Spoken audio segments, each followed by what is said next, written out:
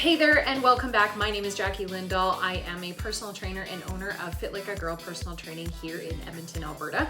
And for today's video, I wanted to talk about my experience from becoming a non-fitness person, somebody who never really worked out or anything like that, to a personal trainer who is now self-employed and has been self-employed for the past 2.5 years running my own business. So in my last video, I talked about my former career as a veterinary technologist and my experience in it and why I eventually decided to leave the career behind to pursue personal training full-time. But I never really got into the nitty-gritty of personal training and why that career kind of came to me and why I decided to pursue it. So I thought I would take the time in this video to do that. Like I mentioned in my last video, I grew up on a farm, and I grew up in a small farming community where I was very active my entire life. So working out and fitness was never really a part of my life until I was an adult into my 20s. I was always quite active on the farm growing up. I always played sports and things like that, especially through junior high and high school. I was always in gym class. I always played basketball and baseball and those types of sports. And I was just overall a very active person. So working out and watching my nutrition, things like that, never really were a priority for me when I was growing up until I was older and realized that, holy cow, I was not looking after myself. And so it never really dawned on me until I was it was 2015. So I would have been about 24 that I decided to make a change to start looking after my health. So all throughout college, I also wasn't very active, and I wasn't very, I didn't really care about, of course, my nutrition as a lot of people in college do. I ate a lot, I drank a lot, I partied, and I wasn't very active because I was a student and did a lot of sitting and things like that in my day. And then when I first started my career as a vet tech, again, same thing, fitness and nutrition and working out just weren't a priority. It started though to dawn on me kind of around late 2014, early 2015, that I was like, holy cow, I need to start looking after myself. And there was a couple of really good trigger points for me that was just like, holy shit, I need to look after myself. The first one being in late 2014, I've done jujitsu my entire life, and I was at the time instructing, but I wasn't really training. So I wasn't really working on my own fitness or training or anything like that for jiu-jitsu. I was just spending most of my time teaching. So in late 2014, we went to a wrestling seminar with our jiu-jitsu family. We went to a wrestling seminar led by these two amazing women who wrestled for Team Canada, and they led us through a lot of really, really cool stuff. However, though, because I was so out of shape, the warm-up that they had us do, by the end of that warm-up, I was gassed. And then the entire seminar, I just spent couldn't catch my breath. I was just exhausted, and every move that we had to do just felt like so much energy because I was just so out of shape. And I felt asthmatic. Now, I had asthma as a child, as a baby, but I've grown out of it over the years. It doesn't really affect me anymore, but I had asthma symptoms where I was having a hard time catching my breath and all these things because I was just so out of shape. So I was having to use my husband's inhaler. It was embarrassing. I was embarrassed at how out of shape I was. I still chose to not really do anything about it until early 2015. It was the beginning of the year. We were teaching jiu-jitsu, and we were teaching at the military base here in Edmonton.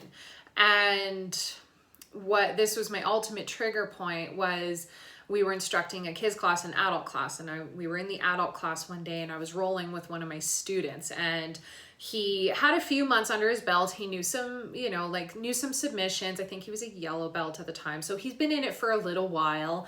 But up until this point, I was practicing jiu-jitsu for over 10 years. And yeah, this person that I was rolling with had just finished his basic training. So he was probably in some of the best shape that he's going to be in his life. And as we're rolling, I started gassing, and I started getting slower and slower, and I'm losing my strength, and I'm gasping for air. I'm having such a hard time. And of course, he's in great shape, and he's just going faster and faster and faster and faster. And I got caught in a submission because I just gassed out and I just lost all strength, and he caught me in a submission. And I was like, what the fuck, Jackie? I was so upset at myself that I had just let myself get so out of shape. It wasn't really that I got tapped out. It was just that I let myself get so out of shape that I couldn't even compete with this person. And I just felt so silly. So that was my trigger point. And I remember, so a little bit of, I guess, a backstory. I tried going to the gym all throughout my early 20s. So when I went to college and beyond, I had been going to the gym on and off, but I was never consistent. Consistency was my biggest problem. I would go to the gym for like 2 or 3 sessions and be like, I love the gym, I'm gonna get fit. And then I would just like not go. And I would just stop going because I didn't feel motivated. I had no discipline and I just was like, fuck it. And then I wouldn't go to the gym for like 2 months after that. And then I would go again for, you know, a couple of weeks. And it was just this on and off cycle with the gym. And my husband always went to the gym and he always lifted weights. And even when I did go to the gym, I never lifted weights before. I would always do cardio and I would always do like abs in the corner because I thought like, oh my God, that's going to give me abs. And it never really, I just didn't make it a priority. And I never understood like, why am I gaining weight? Why am I so out of shape? Well, it's because I never tried and I was never consistent at the gym. So for me, that was the biggest struggle that I had, was just going to the gym consistently. In early 2015, after this, I started to realize how out of shape I was. I was starting to gain weight and I just wasn't feeling good about myself. It was never that I really was very overweight or anything like that. I had gained some weight, yes, but at the same time, I didn't feel good about myself. I was embarrassed at how out of shape I was considering how young I was. I was only like 23, 24 years old and I was so out of shape. And I just felt like if I really want to be healthy and live a good life and be a part of jiu-jitsu and train, I need to start looking after myself a little bit better. And I need to start eating better, because a big part of growing up for me was because I was always so active, I was under the impression I could just eat whatever I wanted. And of course, when I started to be less active and I started to not take my health very seriously, it started to catch up with me. It really, really did. And I know to this day that if I didn't do something about it back then, I would be definitely overweight by now. And yeah, so I was just tired of feeling just so bad about myself. And I decided that it was just time to do something. So I remember going to the gym in early 2015. I want to say it was like January, February of 2015. And I went to the gym that day, and I remember as I was walking out, I was like, man, I feel so great right now. Like I feel so good that I did a workout and I just feel awesome about it. And why do I just stop coming? Like I'm like asking myself these questions. Why do I stop coming to the gym? Why don't I just keep going? And then I thought to myself, like, what would happen if I just kept going? Like maybe I should do that. Maybe when I don't feel like coming, maybe when I don't feel motivated to go, I should just go anyway. And I kind of asked myself that, like, what would happen? What would happen? And so from that day forward, I decided that's it. I'm going to start taking this a little bit more seriously. So I then decided, okay, I don't think that I'm working out the best. So I started to research what are the best workouts and what workouts should I be doing? Should I be doing cardio? Should I not be doing cardio? What's the deal with weightlifting? And I started following some really great people on social media. And that became really big influence to me. So some of them included Dana Lynn Bailey, Nicole Wilkins. I followed Pauline Nordine for a while. I just started following all these different fitness pages and learning about how to properly eat and how to properly work out. And of course, like, you know, everybody does in their own journey. I made some mistakes along the way. I went a little bit too extreme with nutrition at first, where I kind of started following Pauline Nordine's fighter diet program, where she you can look into it, you can Google it. I'm not going to go too much into it, but basically it was very restricting, and it kind of led me to have a bit of a skewed relationship with food, especially when it came to like binging on not so healthy foods and those types of things. Anyways, I'm not going to get too into that and into that type of diet and things, but just those types of mistakes where I went very restrictive with my diet. But in that, I also started tracking. and which was probably the best thing that I ever did. I started tracking my food and learning over time about what foods work really well for me, what foods don't work really well for me, what a proper portion size is. And over time, through tracking for about 2.5 to 3 years pretty consistently, I learned a lot about myself, as well as a lot about my habits with food, as well as just a lot about food in general and the calories in, calories out, and macros and all these things. It just really taught me a lot. The other mistake that I made was I didn't really get a coach at first to show me how to lift weights. Like, I didn't have a coach or a trainer at first to show me how to lift weights properly. And I ended up throwing my back out doing it was either Romanian deadlifts or deadlifts one day, and which of course led me to having to go to physiotherapy, where the amazing physiotherapist, she was also like a personal trainer as well, helped me so much with learning proper form, helped me come up with a program and like how to program for myself and have proper form and all these things. It was like mind blown that having a coach could help me so much. I was so silly. But anyway, she helped me tremendously. So yeah, just like every other person, I made mistakes along the way, but I was so enthralled in fitness and learning. And so I read so many articles, watched so many YouTube videos, and learned everything that I could about nutrition. I bought books, I bought strength training books and all these things just so that I could learn more, because I was just obsessed with it. And I was just feeling so good about myself. I started to notice changes in my body, probably I would say by like June of 2015. So I started kind of in January, February. By June of 2015, I felt like a whole different person. I had lost a little bit of weight just from just making better choices and being more active. I was starting to put on some muscle, and I was noticing how much more fit I felt, how much more confident I was. And I was just like, this is amazing. Like, why haven't I done this before? Like, imagine if I would have started years ago, how amazing I would feel now. But of course, you just live and you learn. And so over time, I decided, because I was starting to see some results and I was feeling really good about myself, I was of course posting about it on social media and stuff, posting my workouts and all these things. And people started asking me like, what are you doing for your workouts? What are you doing for your nutrition? All these things. So I thought, oh, hey, I should maybe start a blog. So I started blogging, and with that also created myself a Facebook page and created Fit Like a Girl. And Fit Like a Girl initially was just about how empowered and strong that I felt, and just because I was doing workouts and things like that that were normally quoted for man workouts, lifting weights and all these things, wasn't as normalized for women 5 years ago as it's starting to become now. And so I came up with Fit Like a Girl because from my martial arts background, I always thought fight like a girl, and then Fit Like a Girl just made sense to me because I was always that tomboy kind of person. And yeah, so anyways, that's how Fit Like a Girl came to be. I started the Facebook page and I was blogging and I was loving it. I would talk about my workouts, my favorite workouts, some recipes. I would talk about motivation, discipline, all these things on my blog. And really, like, when I first started my blog, of course, minimal people were reading it. And I mean, not that many people read it now, but I think it was like my mom and my sisters that read it, which is super nice of them. Thank you.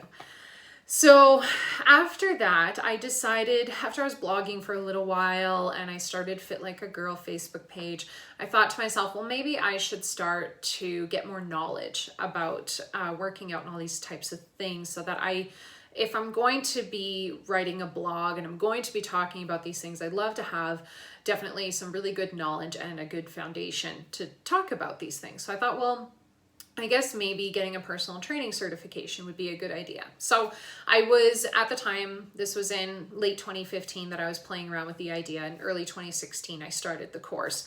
So because I was working full-time as a veterinary technician, we weren't exactly in the place, my husband and I, that I could go back to school full-time. So luckily, online learning is a thing, and blended online in-person classes are very popular. So I started a course that was mostly online, as well as there was some in-person part of it, but the in-person part of it wasn't going to interfere with my work. So up until I did the course and I passed the course and got my certification in August of 2016. And then for the first little while, I didn't really do anything with it other than just, still doing social media, doing my blog and things that I enjoyed.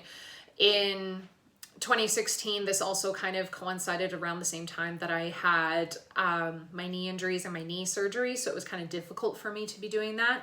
I'm not going to get into my ACL injuries and ACL surgeries and all that kind of stuff right now.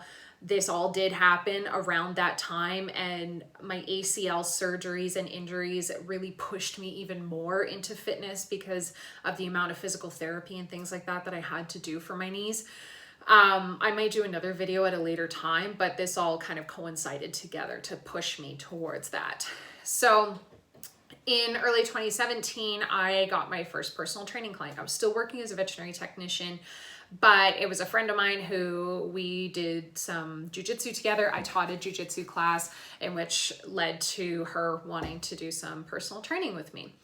From that client, I learned so much. It was so fun to actually like have a real personal training client, somebody that I could like program and come up with all of these ideas and coach and help. And I just loved it. And she was so great for helping me learn, as well as letting me just be that, trusting in me, I guess I'll say, to help her in her journey. And it was just so much fun. And I started to get so much fulfillment from it that I wasn't getting anymore from being a veterinary technician. And from that client, of course, led to another client. She gave me a referral, and, you know, I was still working full-time as a vet tech, and then like basically would like leave work, race out of work to go and train clients and try to run my business. And over time, I was like, you know what? I really love personal training. I loved so much helping these women and seeing the changes in them as they started to learn how to lift weights, and the confidence that they were giving themselves, and just it was just amazing, and it was so fulfilling. And I thank these people so much for letting me be a part of their journey, because really, if it wasn't for them, I wouldn't be where I am right now. And so over time, I realized I don't want to be a vet tech anymore. Burnout, compassion fatigue, all those other things that I talked about in my last video. And this personal training is giving me so much fulfillment and so much joy in my life that really being a vet tech is starting to interfere with me being a personal trainer. So in late 2017, I sat down with my husband and I said, look, like, I love personal training. I love these women, and helping them gives me so much joy, and just being able to be there for them and coach them and teach them along the way is what I want to do. I don't want to be a vet tech anymore. I want to be a personal trainer, and I don't want to be an employee anymore. I want to see if I can do this on my own. And he said, okay. So obviously we had to like tread carefully, and we had to come up with a plan. So it took a few months, but at least knowing this is my goal gave me the determination to move forward with my goal of being a person. So in early 2018, January, February of 2018, I was able to get a personal training contract with a gym. And with that also came a personal training mentor and another coach that I am working alongside. Still to this day, we still work together. And he has been just the most amazing mentor, and somebody that I can turn to for help. I have questions about clients. What about this? What about that? Just this awesome voice of reason. And I can't also thank him enough for helping me along the way, and guiding me with my personal training career. So in February of 2018, I officially quit my job of being a veterinary technician. I'm like, I'm going to do this. I'm going to go and I'm going to be a personal trainer and do this on my own. And it was scary at first. It was so scary. I'm not going to lie. Like, especially when you're self-employed and literally like have minimal personal training, really experience, and no experience running a business whatsoever. It was scary, but there was no other way that I was going to do this unless I absolutely just like gave it a shot. So the first few months were definitely scary, and I'm so thankful that I had the gym and the personal trainers to work with that I did. They helped me out tremendously. I did work part-time at the front desk of the gym that I trained at, just to help get just a little bit of income. And then also it was a great way to get to know members that would come to the gym. I got to know all of the regulars and people, and also a great way just to in generally meet people, especially people who are potentially interested in personal training. Over time, it got to be a little bit busier, and I got busier and busier, and it just this kind of little snowball effect started happening. And I was like, wow, like I can actually do this. Like, I'm figuring it out. It took a lot of figuring things out along the way, and a lot of amazing clients who helped me out so much and taught me so much about how to be a coach and how to teach them and how to approach each person differently, because each person is so different. If anything, that's the biggest lesson that I've learned being a coach so far, is that each person has their own personalities, their own ways that they're pushed and all these things. So I have to approach each person differently. Yes, a lot of the principles I teach and I coach are the same, but each person has to have a different approach. I can't teach Cindy the way that I would teach Brittany and vice versa. So yeah, that was probably one of the biggest things. And of course, along with every service industry job, I've had some really frustrating clients, some clients that we just didn't jive well together. Our personalities just didn't mesh and it just wasn't the right fit. And although, in the moment I felt frustrated by these people and I'm like, oh, I just want to help you. Like, why can't I help this person? Or we're just not getting along. Like, we're just not, But it's taught me that I can't help every single person out there, and that, maybe if I can't help that person, hopefully somebody else will, or maybe it just wasn't the right time, something like that. So it's taught me a lot about how to approach people and how, being in the service industry, it just sometimes is what it is. You can't help every single person. You're going to try. Absolutely, I want to try, but know in the end that, there's some amazing clients that have taught me so much, the good and the bad. Over time, obviously, my husband and I decided to have a baby. So being self-employed and wanting to have a baby, I didn't really get a maternity leave. I got definitely like a few months of a maternity leave, but unfortunately, I did have to go back to work early. But the joy of being self-employed is that I was able to schedule my life around my baby. My availability and things like that have changed since becoming a mom. My schedule used to be having clients, waking up at 5 to have clients at 6 a.m., 7 a.m. And then I would basically essentially have like a break in the day and then you work in the afternoon and evening. That schedule doesn't really work so much anymore with having a baby. So my schedule is a little bit different now. My availability is a little bit different, but that allowed me to expand into the online world a little bit more. Definitely in-person training is amazing and I never want to give it up. If anything, being an in-person trainer has taught me how to become a better online trainer, but it's the experience and that just relationship that I get to build with my clients through in-person and online is so amazing. I mean, my clients have become like family to me. I really feel like we have a great connection. I love to hear about like, how's your day going? How's your life going? How is work? How's your sister? How's your mom? How's your kids? Like, I like to just get to know these people more than just through fitness and health. And obviously the amazing changes that they start to make through fitness and health is just mind blowing, but just, I love so much these really deep personal relationships that I have with my clients and that they do seriously become like family members to me. At the end of the day, yeah, this job can be very hard, and obviously being self-employed is stressful, especially during a fucking pandemic. That really threw a wrench into things, but make it through step by step. Each day is a new day to kind of start again and set some new goals and stuff. So definitely, don't get me wrong, COVID-19 sure threw a wrench in my year this year. But it just, if anything, has taught me more about being a business owner and why I love to do what I do and how important health and wellness is, not just physically, but also mentally for people. It's so important. So yeah, that's kind of my journey on how I went from not being involved in fitness at all to being a full-time personal trainer. I truly love what I do, and being a part of people's lives and having people trust in me, their journeys, is just the most amazing thing to me. It really is truly my dream job that I get to do, and I love it. I love it so much. That's my story. Thank you so much for watching. If you haven't already, please hit that subscribe button below so you can stay up to date with all my videos. You can also follow me on social media. I'll post the link in the description. You can follow me on Instagram, as well as if you want more from me, whether it's discounts, deals, or just to find out more information about my personal training and online training options, you can sign up for my email list and I will gladly be able to answer any questions that you still have. So thanks so much and have a great day.